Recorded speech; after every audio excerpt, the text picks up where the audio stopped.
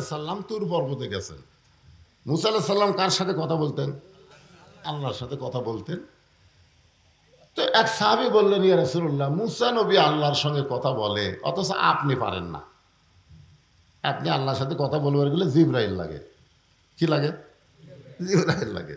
জিবরাইল, আল্লাহ নবী যখন মেরাজে গেছিলেন, যেখানে বুঝবার পারেনি সেখানে কি বলে, ভাই জিবরাইল এটা কি বলে, কি বলনি। কিন্তু মুসা নবীর জিবরাইল লাগে না, সরাসরি আল্লাহ কয়, আল্লাহ এটা কি, ওটা কি।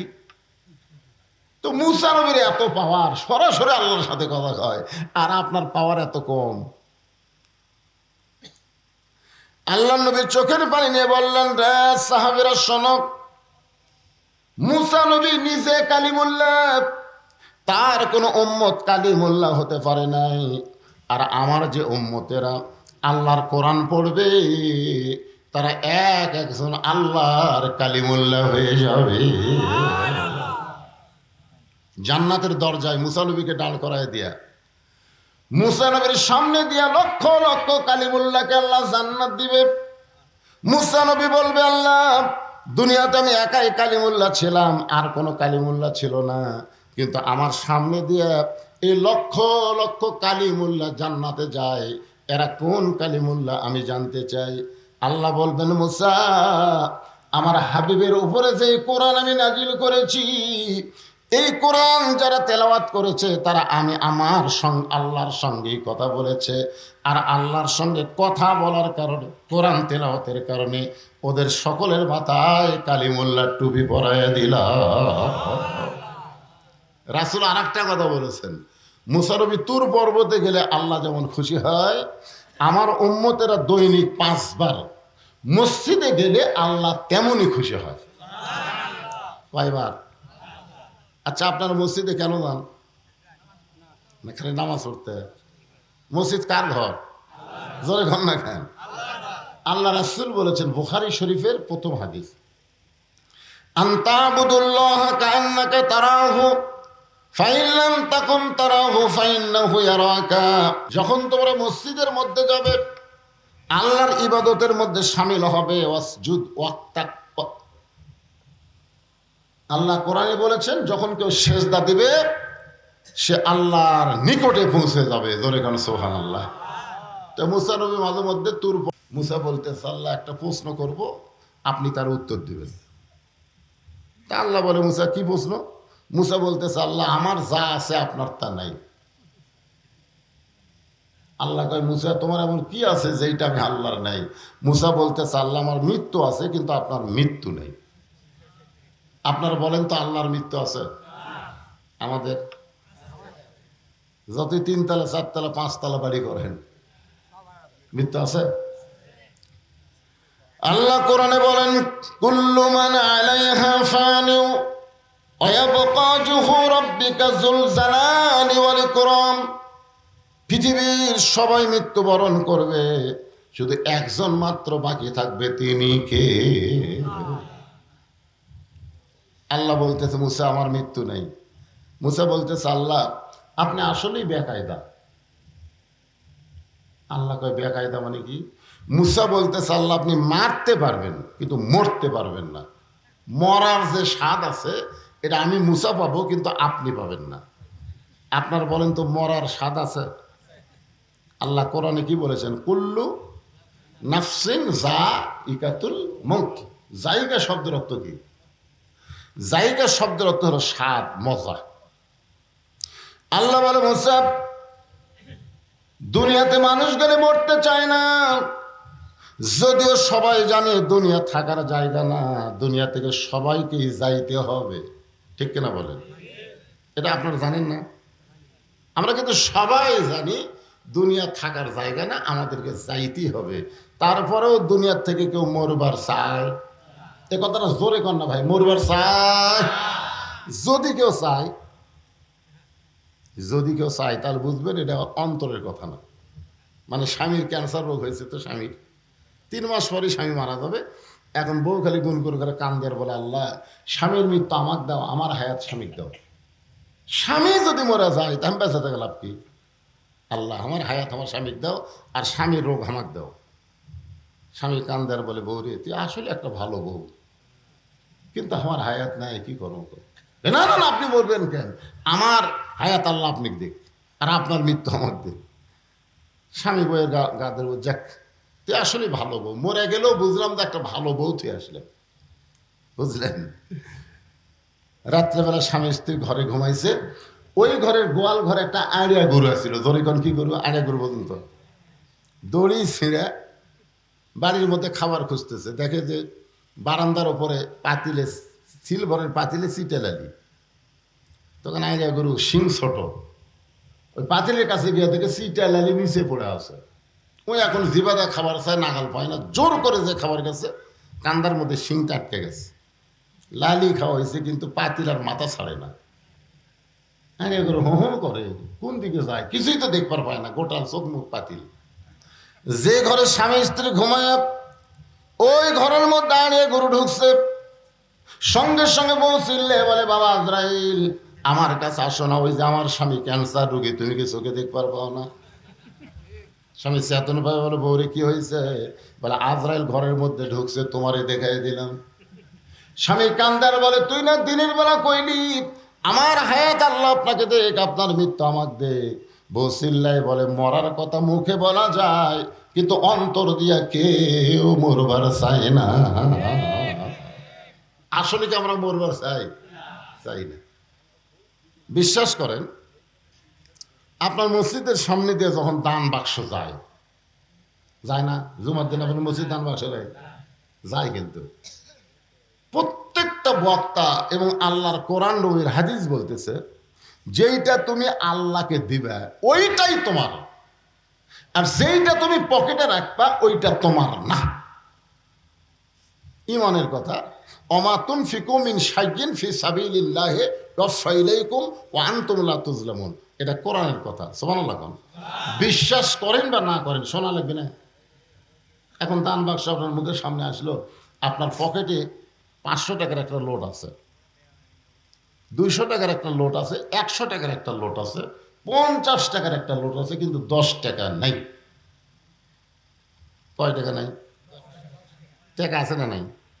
আছে, কিন্তু 10 টাকা নাই। তখন আপনি কি করবেন? মিন শাররিল ওয়াসওয়াসিল খান্নাস। আপনার ভিতরে শয়তান বলবে, ঠেলা আমার। যখন কি মার? ঠেলা আমার। তখন আপনি টাকা পকেটে থেকে এমন করে মানলেন যে 4 জন পার হয়ে চলে গেল। ওরা 4 জন আপনার খুশি, যাকে তোর হাতত বল আছে রে। আপনি সত্যি করে বলেন তো, আপনি যখন টাকা পকেটের থেকে দান বাক্স ঠেলা মারলেন, তখন আপনি হন আর আমি হন, যেটাই হন, ঠেলা মারার পরে আপনার 2 কাঁধের ফেরেস্তার খবর কি? আপনার 2 কাঁধে 2টো ফেরেস্তা কিন্তু আছে, আছে না নাই? ওই 2 ফেরেস্তা তখন কি করতেছে? দেখতেছে। ওই 2 ফেরেস্তা বলতেছে, আল্লাহ এই শয়তানের কান্দত আমি থাকবো না। যে শয়তান পকেট ভরে টাকা থুয়া আপনার মসজিদের বাক্স ঠেলা দেয়, এর কান্দত থেকে আমি লেখবো কি? এর কান্দত থেকে কিছু লেখার আছে? আল্লাহ ডাকতে বলে, ফেরেশতা সাক্ষী থাকো, যে দান বাক্সকে ঠেলা মারছে ও আসলে দান বাক্স ঠেলা মারে নাই, আর তকদির থেকে জান্নাত ঠেলা মারছে। এই জন্য বলা হয়েছে as-সাখী হাবিবুল্লাহ, যারা আল্লাহকে দান করে তারাই আল্লাহকে বিশ্বাস করে, আর যারাই দান করে তারাই জান্নাতি হয়ে যায়। সুবহানাল্লাহ, জোরে গান। একটু মনোযোগ দিয়ে শুনবেন। আল্লাহ ডাকতে বলে, মুসা রে, মানুষ দুনিয়াতে গেলে মরতে চায় না, সেই মৃত্যু তোমার কাছে কেমন মনে হয়? মুসা বলতেছে, আল্লাহ দুনিয়ার জীবনে যত নিয়ামত আমাকে দান করেছেন তার মধ্যে উত্তম নিয়ামতের নাম হলো মৃত্যু। মন না চাইলে সুবহানাল্লাহ। আচ্ছা, মুসা নবী কি ভুল কইতেছে? মুসা কি জাতা তাতা নবী নাকি? আল্লাহর সঙ্গে মতো ঝগড়া করছে, জানেন? সেই মুসা বলতেছে, আল্লাহ দুনিয়াতে আমাকে যা দিছেন, নবীগিরি দিছেন, কালিমুল্লাহ দিছেন, বহু কিছু আমাকে দুনিয়াতে দিছেন, যতই দিয়েছেন তার মধ্যে সবচাইতে উত্তম নিয়ামতের নাম হলো মৃত্যু। তা আপনার ইন্নালিল্লাহ পড়েন কেন? এখন তো সুবহানাল্লাহ বলেন, কিন্তু মানুষ বললে ইন্নালিল্লাহ কেন পড়েন? ইন্নালিল্লাহ মানুষ কোন পড়ে? হ্যাঁ? না, ইন্নালিল্লাহ হলো ইজা আসাবাতুহুম মুসিবা, যখন তোমাদের উপরে বিপদ। এই যে আমাদের ছেলেগুলো ইন্নালিল্লাহ, আমাদের যে ইয়ং জেনারেশন, এটা কিন্তু সুবহানাল্লাহ, এটা হলো ইন্নালিল্লাহ। কারণ প্রত্যেকের হাতে একটা 4G মোবাইল আছে, ওরা দরজা জানলা বন্ধ করে সবাই যখন ঘুমায় যায় তারপরে শুরু করে দেয়। ওদের মন বলে কেউ দেখতেছে না, সবাই ঘুমায় গেছে, জানলা দরজা বন্ধ। কিন্তু ওর ইমান যদি থাকতো তাহলে বিশ্বাস করতো কেউ না দেখলো কে দেখতেছে। আরো জোরে বলেন, আল্লাহ দেখতেছে। এই বিশ্বাস যদি বাংলাদেশের যুবকদের থাকতো, একটা যুবকও নষ্ট হইতো না। কারণ বুড়া কালের কোন ইবাদত আল্লাহ কবুল করবে না, আল্লাহ কবুল করবে যৌবনের ইবাদত। এখন যতদিন ঘুষের চাকরি আছিল বুঝলেন, ততদিন তওবা করেনি, কিন্তু যেই চাকরি গেছে তখন বলতেছে আল্লাহ আল্লাহ, আজ থেকে আমি আর ঘুষ খাবো না, আল্লাহ আমি আর ঘুষ খাবো না। আল্লাহ কাই কেড়ে শয়তান, তোর চাকরি আসা, তোর ঘুষ খাওয়ার চাকরি নেই, তুই এখন তওবা করতেছিস, তার মানে যখন বুড়া তুড়ে হয়ে গেছে আর চলবার পারে না, তখন আল্লাহ আর চুরি করবো না, আল্লাহ জীবনে বহু চুরি করছি, আল্লাহ আর চুরি করবো না। আল্লাহকে দেহের দিকে তাকায় দেখতো, তুই আর পারবো? যখন হয় চামড়া ঢিল, আল্লাহর সাথে দেয় মিল। কোন মুরব্বী মানুষ, কোন বুড়ি মানুষ, কোন যুবতী যদি বেপরদা অবস্থায় যায় আর বুড়ি যদি বোরকা পরে, তখন ইন্নালিল্লাহ পড়বেন, ইন্নালিল্লাহ। কারণ বুড়ির দিকে একটা বুড়াও তাকায় না, সেই বুড়ি বোরকা পড়ছে। আর যে যুবতীর দিকে সবাই তাকায় থাকে, সেই যুবতীর বোরকা নাই। জোয়ান যখন যুবকরা যখন বাহিরে ঘুরবে আর মুরব্বীরা যখন নামাজ পড়বে, তখন বুঝবেন ইন্নালিল্লাহ। আর মুরব্বীরা যদি মসজিদে নাও যায়, যুবকরা যদি নামাজ পড়ে, তখন জোরে সরে বলা লাগবে আলহামদুলিল্লাহ। এই যে ভাই আমার চাকরি করতেছে, একে মরা পর্যন্ত চাকরি করে পারবে?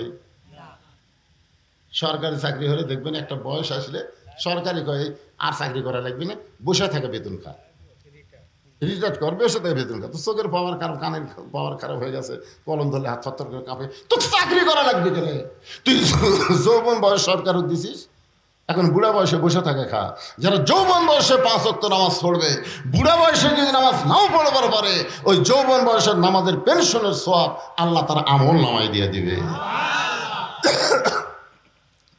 ইন্না লিল্লাহি ওয়া ইন্না ইলাইহি রাজিউন বোঝানোর জন্য বলতেছে, একটু খেয়াল করেন। আল্লাহ বলে, মুসা মৃত্যু তোমার কাছে উত্তম মনে হওয়ার কারণ কি? মুসা বলতেছে, আল্লাহ কারণ হলো 3টা। জোরে বলেন কয়টা? খুব খেয়াল করবেন। 1 নম্বর কারণ হলো না মরলে জান্নাতে যাওয়া যাবে না। আচ্ছা, আপনারা সবাই জান্নাতে যাবার চান না? চান নাকি চান না?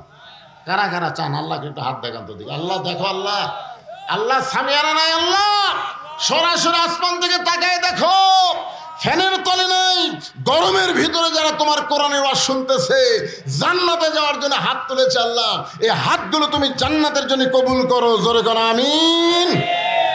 হাত নামা। আচ্ছা, আল্লাহ আমাদের জান্নাত দিয়ে দিল, দিছে। এখন যদি আল্লাহ বলে জান্নাতে যাও, আমাকে আল্লাহ বলতে জান্নাতে যাও, তাহলে কিভাবে যাবেন? না না না না, জান্নাতে যাবার করলে আপনি কোন দিক দিয়ে যাবেন পারে? না, এই জিনিসটা বুঝবার পারেন নাই। একবার লাইলাতুল মেরাজে আমাদের নবী বাইতুল মুকাদ্দাস, বাইতুল মুকাদ্দাস তো চেনেন না? যে বাইতুল মুকাদ্দাস এখন ইহুদিরা দখল করতে চায়, এ পর্যন্ত 32-33 হাজার ফিলিস্তিনি মুসলমানকে ওরা হত্যা করছে, তার মধ্যে 20,000-এর বেশি শিশু বাচ্চাকে হত্যা করছে। সেই বাইতুল মুকাদ্দাসে আমাদের নবী 2 রাকাত নামাজের ইমামতি করছিলেন। কয় রাকাত? সাহাবীরা জিজ্ঞেস করলেন, হুজুর কোরআনে 2টা মসজিদের নামে একসাথে আছে? নাই। আছে, পড়ছেন আপনারা? সুবহানাল্লাযী আসরা বিআবদিহি লাইলাম মিনাল মাসজিদিল হারাম ইলাল মাসজিদিল আকসা। নবীকে সাহাবীরা বলতেছে এই দুই মসজিদের মধ্যে দাম বেশি কার? মানে কাবা ঘর আর বাইতুল মুকাদ্দাস, এই দুইটার মধ্যে দাম বেশি কার? হ্যাঁ, বাইতুল মুকাররম লয়, একটা হচ্ছে বাইতুল্লাহ কাবা ঘর, আর একটা হলো বাইতুল মুকাদ্দাস। এই দুইটার মধ্যে দাম বেশি কার? কাবা দাম নেই। যেটি আমরা হজ করবো যাইবারে, যেটা তাওয়াফ করি, সেটা হলো কাবা ঘর। আর যেটি এখন পর্যন্ত আমরা যাবার পারিনি, খালি শুনি যে ফিলিস্তিন মুসলমান, ইসরায়েল ইহুদি। আল্লাহ রাসূল বললেন সাহাবীরা শোনো, বাইতুল্লাহর দাম বেশি আর বাইতুল মুকাদ্দাসের সম্মান বেশি। সবাই সুবহানাল্লাহ বলেন। এখন আপনাদের কাছে আমার প্রশ্ন হলো, সম্মান আর দাম এই দুইটার মধ্যে তফাৎ কি? আমাদের বাংলাদেশে প্রাইমারির দাম বেশি, কিন্তু এইরকম মাদ্রাসার সম্মান বেশি। জোরে কর কথা ঠিক কিনা? বিশ্বাস যদি না করেন তার একটা প্রমাণ দেখেন। আপনাকে জেনারেল শিক্ষিত এমপি যদি আপনাকে মসজিদে জুমার দিনে আসে, আর ওই গ্রামের একটা গরিবের ছেলে যদি দাওরা পাস করে ইমাম হয়, আপনারা বলেন তো এমপির কি বেশি? দাম বেশি, কিন্তু ইমামের সম্মান বোঝেন আপনারা? মসজিদের মধ্যে যখন যায় তখন একটা লোক কি কয় যে এমপি সাহেব আপনি সামনে যান। সমস্ত চামচারা যারা এমপির চামচা তারা পর্যন্ত কয় লাইনের দাঁড়ান। আর বেতন পায় না, মাস গেলে বেতন চালিয়ে কেশিয়ার গরম হয়, তাকে কয় হুজুর সামনে যান। তাহলে হুজুর কয় রে তুই যত বড় এমপি হ, আমার পাশে খাড়া হ। আমি নিয়ত করার আগে তুই নিয়ত করতে পারবি না, আমি রুকুতে যাওয়ার আগে তুই যাওয়ার পারবি না, আমি সেজদায় না গেলে তোর খাড়ায় থাকা লাগবে। তোর কোন কথা ঠিক কি না? বাইতুল মুকাদ্দাসের সম্মান বেশি হওয়ার কারণ হলো বাইতুল্লাহ আল্লাহর ঘর। সমস্ত নবী রাসূল তাওয়াফ করতে পারে, কিন্তু একসঙ্গে সমস্ত নবী রাসূল বাইতুল্লাহর মধ্যে ঢোকে নাই। আর বাইতুল মুকাদ্দাসের মধ্যে সমস্ত নবী রাসূল একসঙ্গে ঢুকেছে। জিবরাইল বললেন হুজুর আপনি যে 2 রাকাত নামাজ পড়ালেন, আপনার পিছনে যারা ইক্তেদা করলো তারা কে? আল্লাহ রাসূল বলেন জিবরাইল আমি তো জানি না। ফেরেশতা জিবরাইল বললেন 1,24,000 পয়গম্বর রাসূল আজকে হলেন মুসল্লি, আর আপনি হলেন ইমাম। আজ থেকে আপনার ডিগ্রি হলো ইমামুল আম্বিয়া, ইমামুল মুরসালিন। নবী বললেন ভাই জিবরাইল আমি একটু সব নবীদের দেখবার চাই, সমস্ত নবীদেরও একসাথে দেখবার চাই। তখন জিবরাইল একটা মেম্বর এনে দিলেন। ওই মেম্বরে নবী দাঁড়ায় দেখতেছেন সমস্ত নবী রাসূলের চেহারা থেকে আলো আসতেছে। আলো চেহারা থেকে কি আসতেছে? নূর, আলো আসতেছে, কিন্তু একটা নবীর চেহারাত কোনো আলো নেই। আল্লাহ নবী চমকে গেলেন, সবার চেহারা আলোকিত, ওই নবীরা কি করলো, তার চেহারাতে আলো নাই কেন? আল্লাহ রাসূল ডাকলেন ভাই এদিকে আসেন তো। নবীরা যখন আসলেন জিজ্ঞাসা করলেন আপনার নাম কি? বলে আমার নাম ঈসা আলাইহিস সালাম। আল্লাহ নবী বললেন ভাই ঈসা সমস্ত নবী রাসূলের চেহারা থেকে আলো বের হয়, কিন্তু আপনার চেহারায় আলো না থাকার কারণ কি? ঈসা বলতেছে সমস্ত নবী রাসূল জান্নাত থেকে আপনার পিছনে নামাজ পড়তে এসেছে, কিন্তু আমি জান্নাত থেকে আসতে পারি নাই। আল্লাহ নবী বললেন সমস্ত নবী রাসূল জান্নাত থেকে আমার পিছনে ইক্তেদা করলো, কিন্তু আপনি জান্নাত থেকে আসতে পারলেন না। ঈসা বলতেছে এখন পর্যন্ত আমার মৃত্যু হয় নাই, আমি না মরলে জান্নাতে কেমনে যা। এখান থেকে কি বুঝলেন? জান্নাতে যাইতে গেলে কি করা লাগবে? মরা লাগবে। এই হক কথাটা জোরে কর না কেন? আপনি বলেন বা না বলেন, জাত জাত সাকারাতুল মাউত হক্কুন, মৃত্যুটা যে হক এইটা ইহুদির বাচ্চারাও বিশ্বাস করে, হিন্দুরাও বিশ্বাস করে, বৌদ্ধ খ্রিস্টানরাও বিশ্বাস করে, মরা লাগবেই। জোরে কোন কথা ঠিক কিনা? ওদের মরা হলো পচে যাওয়া, আর আমাকে মরা মিনহা পড়েন মিনহা খালাকনাকুম ওয়া ফিহা নুইয়িদুকুম ওয়া মিনহা নুখরিজুকুম তারাতান উখরা। একটু মনোযোগ দেবেন। মুসা আলাইহিস সালাম বলতেছেন মৃত্যুকে পছন্দ করে এক নম্বর কারণ হলো না মরলে জান্নাতে যাওয়া যাবে না। আপনি এত সুন্দর জান্নাত বানাইছেন, সেই জান্নাতে যাওয়ার জন্য আমি মরতে চাই। আপনারা জান্নাতে যদি যাবার চান তাহলে মরা লাগবে। মরবেন মরবেন। আমি যে বলবো জান্নাতে যাইতে গেলে কি চাই, আপনার সকলেই জবান খুলে বলবেন মরতে চাই। বলতে পারবেন না ভাইয়া? যাই বলবেন তাই জিতবেন, আর যাই বলবে না ওই ঠকবি। জান্নাতে যাইতে গেলে কি চাই? আরো জোরে জোরসে বলুন। আপনি মরে যাওয়ার পর আপনার সমস্ত আমল বন্ধ হয়ে যাবে, তিনটা আমল আপনার জারি থাকবে। এই যে মরতে চাই মিছিল করেন, খালি মরে দেখেন ওই তিনতলা। আমি তো আব্দুল মুমিন কাউসারের বাড়িতে কোনদিন যাইনি, বলছেন আজকে যাই আমার আত্মাই খাসা। এত এত সুন্দর বাড়ি থেকে মরবি কেঙ্গারে। শোনেন, আপনি মরে গেলেও তিনটা আমল আপনার জন্য আল্লাহ জারি করে থুবি। মরিয়া জারে ফুরাবো না, খালি জাতিই থাকবে। তার মধ্যে একটা আমল হলো নেককার সন্তান। প্রাইমারি পড়ালে হবে না, মাদ্রাসার ছাত্র বানাতে হবে। কিছুই যদি না পারে, আপনি মরে যাওয়ার পরে আপনার কবরের পাশে যদি বলি আলিফ বা তা সা, আলিফ বা তা সা, ফেরেশতা গায় আল্লাহ তো কিছু কর পারি না। এরা কোরআনের মধ্যে আলিফ ছাড়া কোরআন হবে, বা ছাড়া কোরআন হবে, তা ছাড়া কোরআন হবে? এই কোরআনই পড়তেছে রে সবর বাবক দে। আর এক বেটা মরে গেলে বলতেছে আগ ডম বাঘ ডম ঘোড়া ডম সাজ। ক্লাস 2 পরে পিঠের উপরে ব্যাগ থেকে খাড়া হয়ে মারতেছে। তারপর জিজ্ঞাসা করলাম কেরে বেটা, পিঠের উপর তুই বইটই থেকে খাড়া হয়ে পেশাব করিস, বসে থাকে কর। বস, বসে না। আমি বললাম কেমনে পেশাব করা লাগে, তোর স্যার শিখাইনি? স্যার যে কথা, প্রাইমারি পেশাব করার যায় দিকে আমার স্যারই খাড়া হয়ে পেশাব করে। স্যার আর সারি খাড়ায় পেশাব করে। এইরকম নাপাক অবস্থায় আপনার ছেলে বড় হলো, হাই স্কুলে গেল, এমন একটা টাইট ফুল প্যান্ট পরলো, সকাল 10টায় গেছে, বিকাল 6টায় আসে। বাবা জিজ্ঞাসা করতে, কে রে বা 7 দিন হাই স্কুলে থাকলে পেশাব করিস নি? করছি আব্বা। কেমনি করছিস একটু দেখা তো। তাহলে এই ফুল প্যান্ট পরে তো বসা যায় না, তো কি হয়ে করছি? খাড়া হয়ে করছি। আপনার বন্ধু খাড়া হয়ে থাকে পেশাব নিংড়িবি, কথা কর না নিংড়িবি। পেশাব থাকতে 2-1 ফোঁটা থাকতে সেন্ট আনলো, যেই সেন্ট আনলো টপ টপ করে পেশাব দিয়ে আর ন্যাংটা ভেজে গেল। তো ন্যাংটা ভেজে যায় ওই জিনিসটা কি হচ্ছে, একসঙ্গে শুকে গেল। 4 বার যদি পেশাব করে, 4 বার 40 ফোঁটা পেশাব দেয়, ওটা নাফাক হয়ে গেল, বিষক্রিয়া হয়ে গেল, ব্যাকটেরিয়া হয়ে গেল। অনুবীক্ষণ যন্ত্র দিয়ে দেখেন ওই জায়গায় পোকা খাইলে কিলবিল কিলবিল কিলবিল করতেছে। ওই আবার কলেজে গেল, ওই একই অবস্থায়। কিছুদিন পর দেখা গেল অর্ডার ভালো নাই, বেলে মাছ হয়ে গেছে।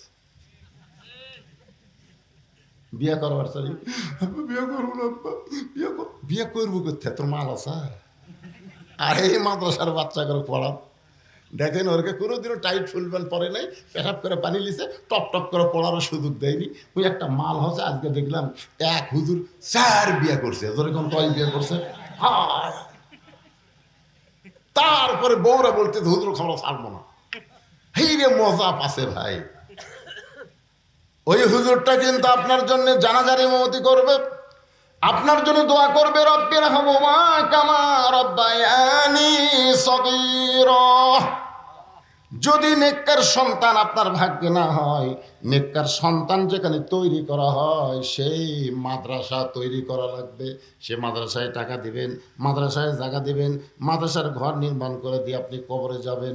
আপনি কবরে গেলে কি হবে, ওই মাদ্রাসা থাকবে যতদিন, ততদিন আপনার কবরে আল্লাহ সওয়াব পৌঁছায়া দিবে। বাজানকে একটু খেয়াল করবেন। সদকায়ে জারিয়ার মধ্যে বহু ওয়াজ আছে, আমি সেই ওয়াজটা এখন করতেছি না, সময় হলে আপনাদের সামনে বলবো। আল্লাহ বলে মুসারে মৃত্যুকে পছন্দ করার 2 নম্বর কারণ কি? 1 নম্বর কারণ জান্নাত পাওয়ার জন্য মরবা। 2 নম্বর কারণ কি? মুসা বলতেছে আল্লাহ মৃত্যুকে পছন্দ করার 2 নম্বর কারণ হলো আমার মৃত্যুটা কেবলমাত্র, এ ভাই এটা খেয়াল করে শুনবেন, আমার মৃত্যুটা কেবল মাত্র আল্লাহর জন্যে। কার জন্যে? আর আমরা মর্ম কার জন্যে? ও যে 7ই জানুয়ারি নির্বাচন হলো না, ভোট আপনাকে এলাকাতে হয়নি? 7ই জানুয়ারি আমাকে এলাকার যে ধর পাগল শুরু হলো বুঝলেন। আমার এলাকার এক বিএমপি নেতা ওই মরার আগেই গোরস্থানত যায় একটা কবর করছে। মানে কবে মরবে ওর দিন পর্যন্ত ধৈর্য নেই।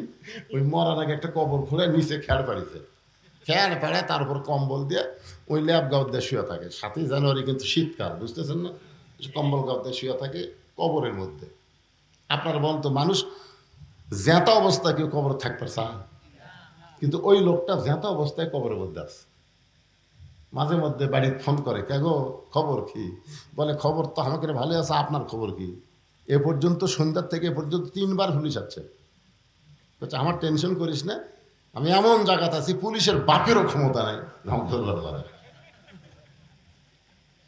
পুলিশের বাপেরও ক্ষমতা নাই যে আমাকে ধরবার পরে। আসলেই তাই, একটা পুলিশও গোরস্থানত যায় না, সব খালি লোকালয়ের মধ্যে খোঁজে, ওই ডাঁটে ঘুম পাড়ে। মনে করেন, এটা বোঝানোর জন্য বলতেছি, মনে করেন আল্লাহ আজরাইলকে বলছে পুলিশের পোশাক পরে ওর কাছে যাবে বলতেছে। তো এখন আজরাইল পুলিশের পোশাক পরে ওর কাছে যায়, বলতেছে কে রে ভাই? তুই কেমনে খোঁজ পেলি রে? এই জায়গার তো পুলিশ আসার কথা না, তুই কেমনে খোঁজ পেলি? তখন বলছে যে ভাই আমার নাম হলো আজরাইল। যেই বলছে আজরাইল, ছোট বাচ্চার মতন কান্দে আর বলে ভাই রে, বর্তমান বাংলাদেশে যেই পরিবেশ চলতেছে, এই পরিবেশে মানুষ পুলিশ ধরার ভয়ে আজরাইল ধরার কথা ভুলে গেছে। ইন্না লিল্লাহি ওয়া ইন্না ইলাইহি রাজিউন। সবচাইতে বড় বিপদ হলো যেটা আসল ধরা আজরাইল সেইটার কথা মানুষের মনে নাই, নকল ধরা পুলিশের ভয়ে গরস্থানের মধ্যে ঘুম পাড়তিছে। এটা কি রহমত না বিপদ বাংলাদেশের জন্য? মাশাআল্লাহ। গত হাটে গোস্ত কিনছে 620 টাকা দিয়ে, গরুর গোস্ত। এই হাটে জামাই যাচ্ছে, শাশুড়ি বলতেছে 2 কেজি নিয়ে আস। তুমি মনে করছো 2 কেজি 1240 টাকা হবে, 1300 টাকা নিয়ে গেছে। 1300 টাকা নিয়ে যায় 2 কেজি গোস্ত নিয়ে গোস্তলাক দিছে। গোস্তলা বলতেছে ভাই আরো 100। কে রে, আমি 60 টাকা ফেরত পাবো, 1240 টাকা হয়, 1300 দিলাম আরো 100। বলে বেড়ে গেছে ভাই, বুঝতেছেন না? এখন আপনারা চিন্তা করেন, ও যদি আরো 100 বার করে দেয় তাহলে পরের হাটে কি হবে? এই কথা কন না কেন, পরের হাটে কি হবে? ওই আর টাকা দেয়নি, টাকা না দিয়ে ওই কষায় দিয়ে খেয়াল করে আছে, দাও এই ধারে দাও, খপ করে দাও দিস, দাও লিয়াই যে খাটের ওপর গোস্ত কাটি, খাটে মারছে লাত্তি, খাটি লাত্তি করে ফেলে দে, ওর কান্দের উপর দাও ধরে বলতেছে কত করে কেজি গো, কত করে কেজি? তখন বলতেছে ভাই আপনি যা দেবেন তাই, আপনার কাছে কোনো দরদাম নেই। কি বুঝতেছেন? মুসা বলতেছে আল্লাহ মৃত্যুকে পছন্দ করার 2 নম্বর কারণ হলো আমার জীবনটা কেবলমাত্র আপনার জন্য অক্ষ করেছি। বাংলার মুসলমান আল্লাহর জন্য যদি জীবন দেয়, বাতিলের কোনো পাওয়ার নাই, তাদেরকে কষ্ট দেয়। জোরে কোন কথা ঠিক না? আজকে শুধু এই নানা রকম কষ্ট পাওয়ার পিছনে একটাই কারণ হলো আমরা বাঁচতে চাই। আপনি যতই চেষ্টা করেন বাঁচতে পারবেন? এই মরণটা হবে আল্লাহর জন্য। জোরে বলেন কার জন্যে? আল্লাহর জন্য। কেউ যদি জীবন দেয়, আল্লাহ কোরআনে বলেছেন ওয়ালা তাকুলু লিমান ইউকতালু ফি সাবিলিল্লাহি আমওয়াতুন বাল আহইয়াউ ওয়ালাকিন লা তাশউরুন। ওই যে জল্লাদ, আজকে দেখলাম ফেসবুকে জল্লাদ শাহজাহান নাকি এক পতিত্যাগ বিয়ে করছে। এক বিয়ে করছে পতিত্যাগ, মানে কোনো মেয়ের সাথে বিয়ে বসবে। ওই এতগুলো মানুষ ফাঁসি দিয়েছে, হত্যা করছে, এর নামই হচ্ছে জল্লাদ শাহজাহান। তো জল্লাদ শাহজাহান যখন জেলখানা থেকে বের হলো, তখন কিছু কিছু সাংবাদিক ওর কাছে গিয়ে বললো ভাই আপনি তো এ পর্যন্ত অনেকেরই ফাঁসি কার্যকর করছেন, মানে দড়ি ফাঁসি দিয়ে করছেন, তো এই ফাঁসি দেওয়ার 2-1টার কথা কি আপনি বলতে পারবেন? যে ফাঁসি দেওয়ার সময় আপনার খুব কষ্ট লাগছে বা আনন্দ লাগছে এরকম, তখন বলতে যে ভাই এরশাদ শিকদারের ফাঁসি দেওয়ার সময় আমার খুবই আনন্দ লাগছে। কি শিকদার? এরশাদ শিকদার। আর একজনের ফাঁসি দেওয়ার সময় আমি খুবই কান্না করছি। তো বলে কার জন্য কাঁদছে? বলে যেটার জন্য কান্দিছি তার নাম ধরলে আমার আবার জেলে ঢুকাবি। মানে যার জন্য আমি কান্দিছি তার নাম যদি আমি বলি তাহলে আমি আবার জেলে যাবি। তো তখন ওই সাংবাদিকরা তো বুঝতে, সাংবাদিক মানে কি, কামড়া ধরছে যে ভাই বলেন, ইশারা ইঙ্গিতে বলেন। তখন বলছে যে ভাই একজন লোকের ফাঁসি হবে। আমরা গেলাম 3 জন, যাই দেখি সে লোকটা নামাজের মধ্যে আছে। রাত 12টা 1 মিনিটে ফাঁসি হবে, কিন্তু লোকটা নামাজের মধ্যে আছে। আমরা ঘড়ি দেখে দেখলাম এখন 8 ঘন্টা। লোকটা নামাজ শেষ করার পরে বলতে যে কী খবর? বলে আপনার তো ফাঁসির সময় হয়ে গেছে, আপনি প্রস্তুতি নেন। তখন বলে হ্যাঁ আমি একটু 1 গ্লাস শরবত রাখছি, তো এই শরবতটা খাই। তো শরবত খাওয়ার পরে বলতে গেলে দেখো তো আমার মাথার চুল টুল ঠিক আছে কিনা। জল্লাদ শাহজাহান ভাই এখনই আর ফাঁসি হবি, আমার চুলও দেখতেছে। তা আয়না বার করে চুল হয়েছে, বলতে দেখো তোমার কাপড় চুপড় ঠিক আছে কিনা, পিছন ঠিক আছে। তখন একজন রাগ করবো, এই ভাই আপনার ফাঁসি হবে ভাই রে, আপনি এইরকম করতেছেন, আপনার ফাঁসি হবি তো। তার মুসকে হাইতে বলে তুমি কি মনে করো? জল্লাদ শাহজাহানকে বলতেন তুমি কি মনে করো? জল্লাদ শাহজাহান মূর্খ মানুষ বলতেছে আপনার মৃত্যু হবে, ফাঁসি হওয়া মানে আপনার মৃত্যু হবে। আল্লাহর বান্দা মুসকি মুসকি হাসিয়ার বলে তোমার কাছে মৃত্যু আর আমাকে শাহাদতের পিয়ালা পান করার জন্য আল্লাহ ডাকতেছে। ولا تقولوا لمن يقتل في سبيل الله أموات بل أحياء ولكن لا تشعرون। আল্লাহর জন্য যারা জীবন দিবে, আল্লাহর জন্য যারা জীবন দিবে, আল্লাহ বলেছেন তাদেরকে তোমরা মৃত্যু বলো না, আমি আল্লাহ বলতেছি তারা জীবিত। আল্লাহ বলে মুসা রে, আমার জন্য তোমার জীবনকে যদি অক্ষ করে দাও তাহলে তোমার মৃত্যু হবে না, তুমি অমর হয়ে যাবে। এখানে আমরা যত মানুষ আছি আমরা তো মরবই নাকি কম, আমাদের মৃত্যুটা যেন আল্লাহর জন্য হয়। রাজি আছেন? তাহলে আমি যে বলবো কার জন্য মরবো, আপনারা সকলে বলবেন আল্লাহর জন্য। আমরা মরবো কার জন্যে? আরো জোরে সত্যি আল্লাহর জন্য যদি মরি। মুসা আলাইহিস সালামের 3 নম্বর কারণটা মজার কারণ। এই মজার কারণ বলার আগে আমি একটা গান গাই, দেখেন আগে গানটা শোনেন। চলতে পথে 2 দিন থামিলাম, যাবার কালে একজন আরো দেখা না পাইলাম। গানটা কি শুনতেছেন? মনে হচ্ছে এই যুবকেরা শুনতেছে? এখন এই যেগুলা গান বাড়াইলে গান করে, এই কয়েকদিন একটা গান বাড়াচ্ছে, এই এলাকার যুবকেরা পাশে কিনা, একজন মানুষ হইয়া তুমি কয়জনকে বিলাও মন, মুখে তোমার ভালোবাসা অন্তর কয়লার মতন। একটা গান বাড়াইনি, হারাম একটা গান বাড়াচ্ছে। এখন যুবকেরা একজন মানুষ হইয়া তুমি কয়জন রে বিলাও মন। গান কাক কয় শোনেন। চলতে পথে 2 দিন থামিলাম, যাবার কালে একজন আরো দেখা না পাইলাম। 2007 সালে আমি গুরুদাসপুরে ওয়াজ করে যখন যাচ্ছিলাম, গুরুদাসপুরে ওয়াজ করে যাচ্ছিলাম, আপনার বগুড়া এবং নন্দীগ্রামের মাঝখানে একটা বীরগ্রাম স্ট্যান্ড আছে।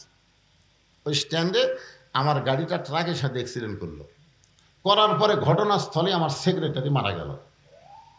আমার সেক্রেটারি ঘটনাস্থলে কি হলো? মারা গেল। আমি মরছিলাম না, আমি আহত অবস্থায় হাসপাতালে চলে আসলাম। ওই সময় একটা রব উঠছিল আপনাদের গোটাল এলাকায় বদরশিদ মারা গেছে। এটা হলো 2007 সালে। হ্যাঁ, তা আমি চিন্তা করলাম যে এই সেক্রেটারির নাম ওরা যদি আমি মরতাম, তখন কিন্তু আমি মানে খুব একটা ভাইরাল বক্তা ছিলাম না, মোটামুটি 2-1 জন চিনতো আমাকে। তো ওই যদি আমি মরতাম তার শেষ। কাউসারি মরে গেছে, শেষ। কাউসারি মরে গেছে, শেষ। কাউসারি কি আছে? ওই যায় দেখেন হয়তো 2 তালাক বাড়ি আছে। আমি চিন্তা করলাম 7 সালে আমার সেক্রেটারি মরলো, আমিও যদি মরে যেতাম শেষ হয়ে যেতাম পারে, কি করা যায়? তখন ওই 2007 সাল থেকে ওয়াজ করে যত টাকা পাই, ওই টাকা আমি 10 ভাগ খাই আর 90 ভাগ জমা রাখি। খাই কত? 10 ভাগ, আর 90 ভাগ জমা রেখে 2014 সালে বর্তমান জায়গা হয়েছে 235 শতক। আমার মাদ্রাসায় মসজিদের জায়গা হলো 235 শতক। 235 শতক বুঝেছেন? 235 শতক এরিয়ার মধ্যে মসজিদ, মাদ্রাসা, এতিমখানা। এই যে 7 সাল থেকে 14 সালে আমি সমস্ত টাকা জমায়া 2014 সালে 1,12,00,000 টাকা দিয়ে, 1 কোটি, সেই সময় 1,12,00,000 টাকা দিয়ে আমি সাময়িকভাবে মসজিদ আর মাদ্রাসা নির্মাণ করছি। এখন নতুন করে মাদ্রাসা করে সেখানে আবার দোতলা করতেছি। আমার যে মহিলা মাদ্রাসা সেটা এখন 3 তালা। জোরে ঘর কয়তলা? এইগুলোর মধ্যে পৃথিবীর কারো 1 টাকা দানও নেই, সদগাও নেই। সম্পূর্ণ টাকা আমি ওয়াশ করে কামাই করে আল্লাহর পথে খরচ করি। একটাই কারণ, আমি মরে যাওয়ার পরে ফুরে যাব না। মসজিদ মাদ্রাসা যতদিন থাকবে ততদিন বদরশীদের নাম থাকবে। জোরে কথা কন না গান, কথা কন। এই জন্যই তো গানটা গাচ্ছি। চলতে পথে 2 দিন থামিলাম, যাবার কালে একজন আরো দেখা না পাইলাম। ও আমার সাদের মালা যাইরে ছিঁড়ে, রইব না আর বেশি দিন তোদের মাজারে। বালতু উসিরুনাল হায়াতাদ দুনিয়া ওয়াল আখিরাতু খায়রু ওয়া আবকা। আল্লাহু আকবার, আল্লাহু আকবার। এর মধ্যে 1 নম্বর কারণ হলো না মরলে জান্নাতে যাওয়া। কথা কয় না, না মরলে জান্নাতে যাবে। আজ থেকে আপনাদের মরাটা কোনো গুরুত্বই হচ্ছে না। মরলেই জান্নাত ধরে, বাইসে থেকে কি লাভ রে? মরে গেলি কোথায়? কথা কয় না। মরে গেলে কবর না রে, মরে গেলে কবর আপনার খাঁচা থাকবে, খাঁচা, খাঁচা। মনতেই রইলি খাঁচার আসে, খাঁচা দে তোর কাঁচা বাসে। কোন দিন খাঁচা পড়বে খসে, জ্ঞানী গুণী কয় খাঁচার ভিতর অসীন পাখি কেমনে আসে যায়। আপনাকে রে দেহ নামক খাঁচাটা কবরে যাবে, আর কাঁচার পাখি 2 জায়গা। কয় জায়গা? আপনার এখন জায়গা। এই যে ওয়াজের সময় বললাম, যারা আজকে জান্নাতের বাগানে বসেছে তাদের পাখিটা ইল্লিন নামক জান্নাতের বাগানে যাবে। হয়তো বলতে এতই সোজা, আর আল্লাহ যদি দেয় আমাকে আপত্তি আছে? আল্লাহ কোরআনে বলেছেন, লা তাকনাতু মির রাহমাতিল্লাহ ইন্নাল্লাহা ইয়াগফিরুয যুনুবা জামিআ ইন্নাহু হুয়াল গাফুরুর রহিম। আল্লাহ 3 জন বান্দাকে নিয়ে, দেখেন আল্লাহ দয়াটা দেখেন, 3 জন বান্দাকে হাসরের মিজানের কাছে নিয়ে যাবে। এক বান্দার নেকি আর পাপ ওজন করে দেখবে, পাপ আর নেকি সমান সমান।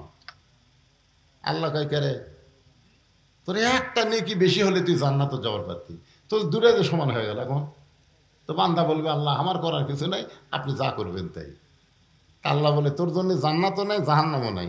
জান্নাত আর জাহান্নামের মাঝখানে গিয়ে তুই থাকবা। ওই বান্দাকে আল্লাহ জান্নাত জাহান্নামের মধ্যে দিয়ে আর একটা বান্দাকে মিজানের কাছে নিয়ে যাবে। ওজন করে দেখা যাবে নেকির পাল্লায় মাত্র নেকি একটা, পাপের পল্লা দিয়া পল্লা ভারী, নেকি কয়টা, আর এক পাল্লা গোটা লিখলে পাপ। আল্লাহ বলে, কেরে বান্দা তোর খবর কি? বলে, আমার আগের নেকি পাপ সমান। তারই খবর হলো জান্নাত জাহান্নামের মাঝখানে, আর আমার খবর তো জাহান্নাম। আমার খবর তো জাহান্নাম। আমি এখন কি করব? আল্লাহ বলতেছে, বান্দা তাহলে তুই জাহান্নামে যা, জাহান্নামে যা।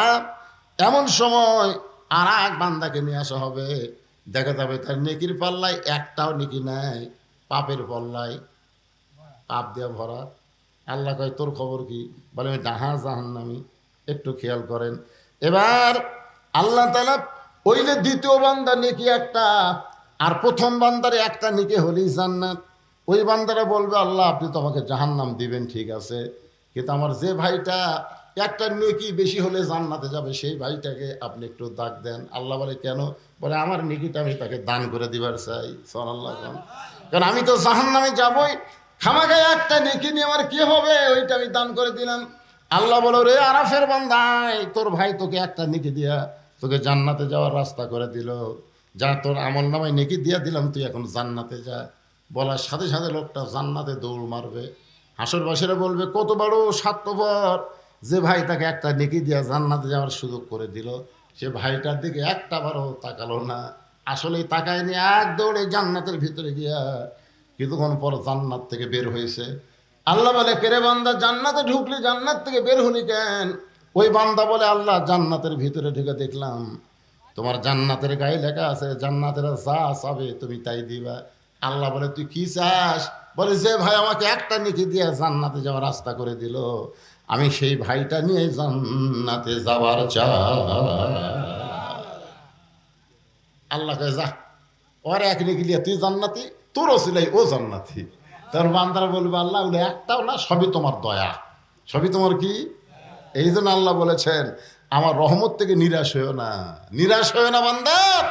তুমি আজকে ফ্যানের তলে ঘুমাতে পারতা, তুমি সেই ফ্যান অপেক্ষা করে আজকের এই জান্নাতের বাগানে এসে কোরআনের ওয়াজ শুনেছো, এই ওসিলায় আমি আল্লাহ তোমাদের জান্নাত দিয়ে দিলাম। আল্লাহ পারে, এখন পারে কি পারে না? পারে কোন সময়। এই জন্য আল্লাহ বলেছেন, ওয়াবতাগু ইলাইহি ওয়াসিলা, তোমার ওসিলা অন্বেষণ করো। মনে করো না আমার নেকি দিয়া, রোজা দিয়া, দান দিয়া, সদকা দিয়া আমি জান্নাতের যাবো, এত সোজা না। আমি আল্লাহ একটু দয়া করলেই তুমি জান্নাতের যাবা। যেরকম সুবহানাল্লাহ। আব্দুল্লাহ ইবনে ওয়াহাব, আব্দুল্লাহ ইবনে ওয়াহাব একজন কবি ছিলেন, একজন আল্লাহর ওলি ছিলেন। তখনকার দিনে কিন্তু এরকম শীষ পেনা ছিল না, বুঝলেন। এই কালির দোয়াতে কলম চুবড়াইয়া সেই কালি দিয়ে তারা এক কবিতা লিখতেন। তো কবিতা কি? আল্লাহর প্রশংসা লিখতেছেন, আল্লাহর প্রশংসা লিখতেছে। এই কেবল কলম চোবড়ায় কালি দিয়ে লিখবে। ইতিমধ্যে একটা মাছি এসে কলমের ওপর পড়ছে কালি খাওয়ার জন্যে। যেরকম কি খাওয়ার জন্যে? আব্দুল্লাহ ওয়াহাব চিন্তা করতেছে যে একটা মাছি যখন কলমের আঘাত পড়েছে, আমার মনে হয় মাছিটার কলিজায় তৃষ্ণা আছে। যতক্ষণ মাছি কলমের আঘায় থাকবে আমি ততক্ষণ কলম নড়াবো না। সামান্য একটা মাছির উপর দয়া করে কলমকে ধরে আছে।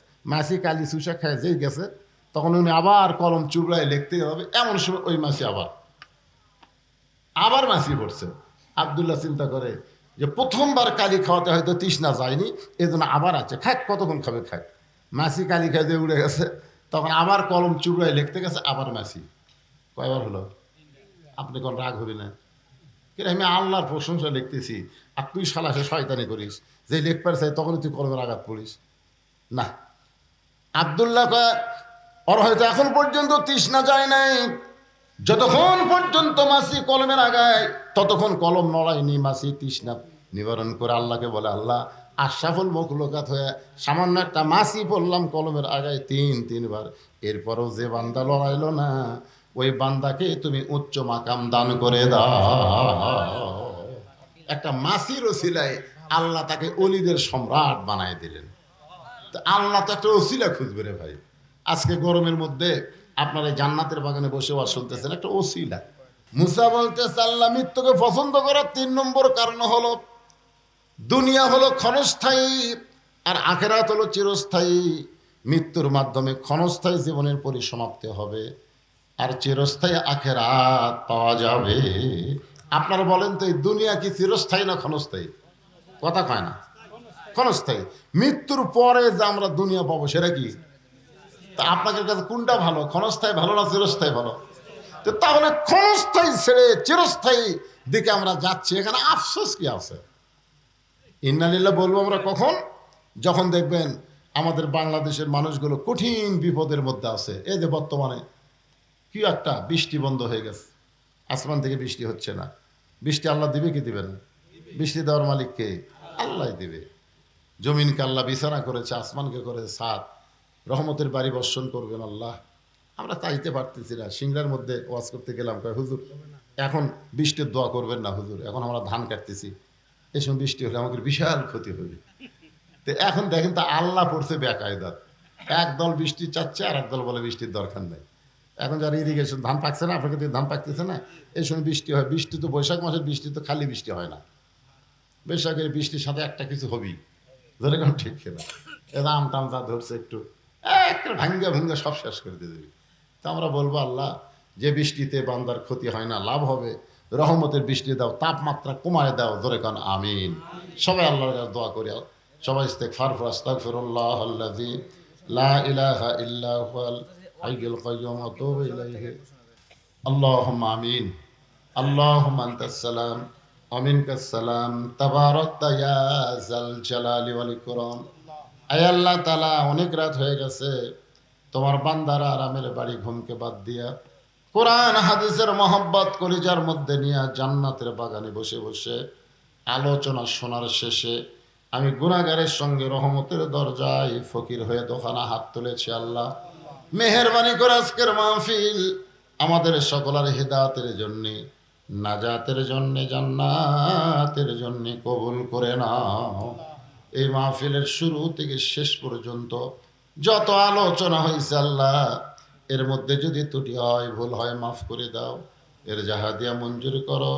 সোনার মদিনায় নবী পাকের রওজা মোবারকে কবুল করো। আল্লাহ তোমার এতিম ঘর, নবীর ঘর, মাদ্রাসাকে কেন্দ্র করে আজকের মাহফিল আল্লাহ মিলে মিশে অত্র এলাকায় মাদ্রাসাকে তুমি প্রতিষ্ঠা করে দাও। আল্লাহ আজকে মাদ্রাসার নামে নগদে বাগিতে যারা দান করেছে আল্লাহ সকলের দানগুলোকে জান্নাতের বিনিময় হিসাবে কবুল করে নাও। আল্লাহ মাদ্রাসা যারা জায়গা দিয়েছে, মাদ্রাসার ঘর নির্মাণে কাঠ দিয়েছে, টিন দিবে, আল্লাহ এই মাদ্রাসাকে যারা সহযোগিতা করেছে আল্লাহ, আল্লাহ মেহেরবানি করে সকলের দান কঠিন মুসিবতের সময় জান্নাতের বিনিময়ে কবুল করে নাও। আমার মা বোনদেরকে কবুল করো, আবেদা সালিহা পদ্মানিসি কবুল করো। আমি অসুস্থ, আমার মতো যারা অসুস্থ হাত তুলেছে আল্লাহ সুস্থতার নিয়ামত দান করো।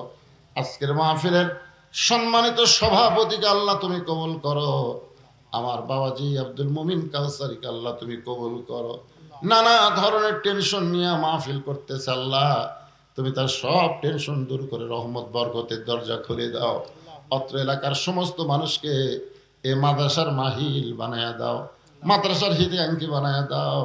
মাদ্রাসার বিরুদ্ধচারণ যারা করে তাদেরকে মাদ্রাসার বন্ধু বানায়া দাও। আল্লাহ আল্লাহ মিলে মিশে না করলে মাদ্রাসার উন্নয়ন হবে না। যারা কোরআনকে ভালোবাসে, মাদ্রাসাকে ভালোবাসে, আমি বলবো সকলের শত্রুতা ভুলে গিয়ে এই মাদ্রাসার মহব্বতে নিজের জীবনকে ফিদা করে দাও। আল্লাহ আল্লাহ কবুল করো। আল্লাহ আসমানের বেলা আসমানে, জমিনের বেলা জমিনে তাপমাত্রা কমায় রহমতের বাড়ি ধারা দান করো। আল্লাহ ফিলিস্তিন মুসলমানকে আল্লাহ তুমি হেফাজত করো, আবাদগুলোকে আল্লাহ তুমি হেফাজত করো। এই আল্লাহ বিশ্বের সমস্ত মুসলমানকে তুমি হেফাজত করো। সুবহান রাব্বিকা রাব্বিল ইজ্জাতি আম্মা ইয়াসিফুন ওয়া সালামুন আলাল মুরসালিন আলহামদুলিল্লাহি রাব্বিল আলামিন। ওয়াজাল আখিরাতি কালিমাতুন ইনদাল মাউতি লা ইলাহা ইল্লাল্লাহু মুহাম্মাদুর রাসূলুল্লাহ সাল্লাল্লাহু আলাইহি ওয়া সাল্লাম। আসসালামু আলাইকুম ওয়া রাহমাতুল্লাহি ওয়া বারাকাতুহু।